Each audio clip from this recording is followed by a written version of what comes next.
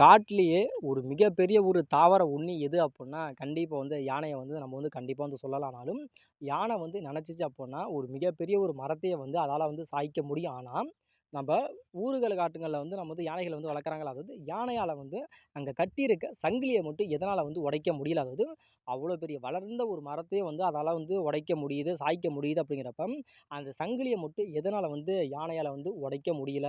அதுக்கு பின்னாடி இருக்க ஆய்வு ரீதியான அர்த்தங்கள் என்ன அப்படின்னு சில பேர் வந்து கேட்குறாங்க. அதுக்கான உண்மையான அர்த்தம் என்ன அப்படின்னா, இந்த யானைகளுக்கு வந்து மறதி அப்படிங்கிறது வந்து ரொம்ப ரொம்ப அதிகம்.